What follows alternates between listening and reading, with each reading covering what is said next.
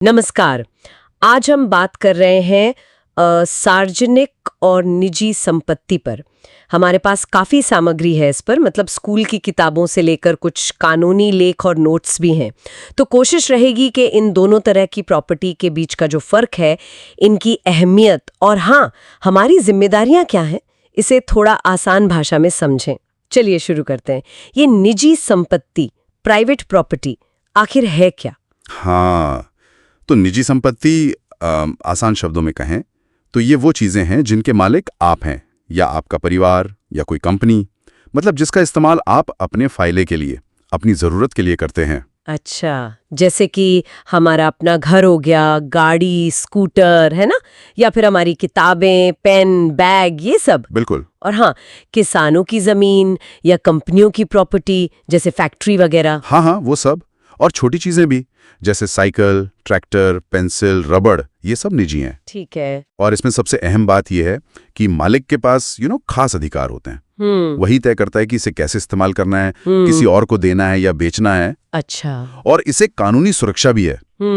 जैसे अपना संविधान है, उसका अनुच्छेद 301 कहता है कि भाई कानून के बिना किसी से उसकी संपत्ति नहीं छीन सकते। और हाँ, इसकी देखभाल, मरम्मत, वो सब खर्चा मालिक का ही होता है। और कोई दूसरा ऐसे ही इस्तेमाल नहीं कर सकता है? नहीं, बिल्कुल नहीं। बाहर वालों की पहुंच मतलब सीमित होती है। बिना इजाजत अंदर आना अपराध भी माना जा सकता है। आईपीसी की धारा 441 है इसके लिए। अच्छा, ये तो हुई निजी संपत्ति, मतलब अपनी चीजें।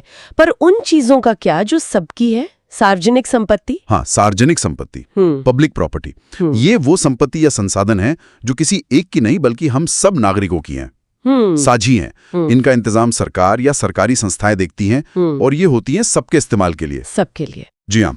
और सबसे जरूरी बात यह है कि ये बनती हैं और इनका रखरखाव होता है हम सबके दिए टैक्स के पैसों से। अरे वाह!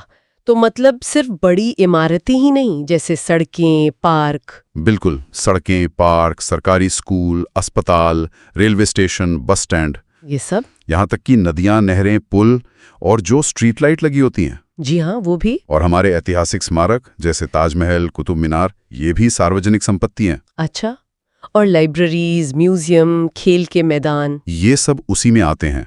यहाँ मालिकाना हक वो सरकार के पास होता है, पर सरकार एक तरह से जनता की ट्रस्टी है। मतलब सरकार की जिम्मेदारी है कि इन चीजों का इस्तेमाल और देखभाल जनता की भलाई के लिए हो। इसीलिए ये आम तौर पर सबके लिए खुली रहती हैं। हाँ, आमतौर पर।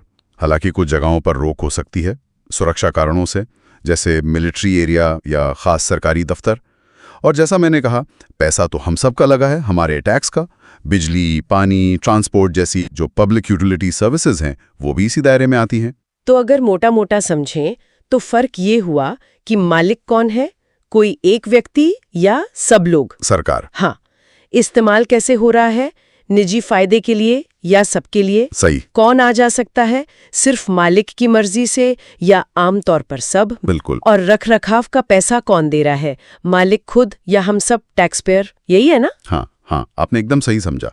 यही मुख्य अंतर है और ये समझना जरूरी है ताकि हम अपनी जिम्मेदारियां समझ सकें। सामग्री में इस बात पर बहुत जोर है कि सार्वजनिक संपत्ति की सुरक्षा करनी चाहिए।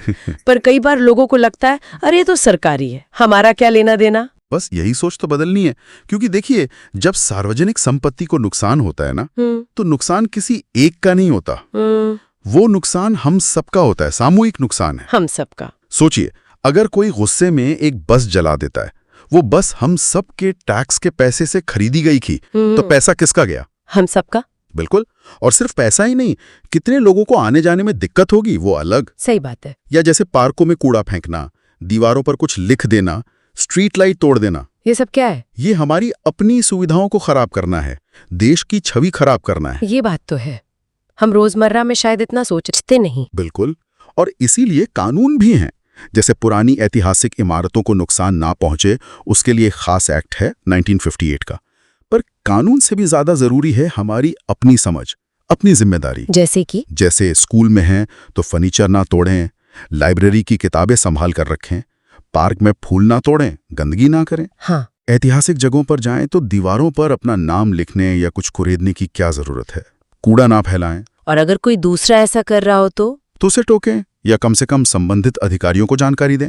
ये भी हमारी जिम्मेदारी है, सरकार की मदद करना। तो मतलब जैसे हम अपनी निजी चीजों का ध्यान रखते हैं, वैसे ही हमें इन साझी चीजों का भी ध्यान रखना है, बस तरीका थोड़ा अलग है। निश्चित रूप से समाज ठीक से चले, विकास हो, इसके लिए दोनों तरह की संपत्ति जरूरी है। निजी संपत्ति का अधिकार सुरक्षित रहना चाहिए, पर उसका इस्तेमाल भी जिम्मेदारी से हो। और सार्वजनिक संपत्ति का रखरखाव और सुरक्षा यह हम सबकी मिलीजुली जिम्मेदारी है, तभी तो वो हमारे काम आती रहेगी। तो आज की इस बातचीत से ये बात तो साफ हो गई कि भाई निजी संपत्ति आपकी अपनी है, मालिक आप हैं, देखभाल आपकी जिम्मेदारी, और सार्वजनिक संपत्ति वो हम सबकी साझी धरोहर है, हमारे ही टैक्स के पैसों से बनी है, तो उसकी सुरक्षा, उसकी देखभाल ये हम सबकी जिम्मेदारी बनती है। बिल्कुल। और यहाँ एक सवाल शायद सोचने लायक है। हाँ, कि कानून तो है अपनी जगह, पर हम सब मिलकर अपने आस पड़ोस में, अपने शहर में ये एहसास कैसे जगाएं कि ये हमारी चीज है। मतलब लोग सिर्फ कानून के डर से नहीं, बल्कि एक अपनेपन के भाव से, एक गहरी जिम्मेदारी के एहसास के साथ इन सार्वजनिक चीजों का ख्याल कैसे रखें, ये कैसे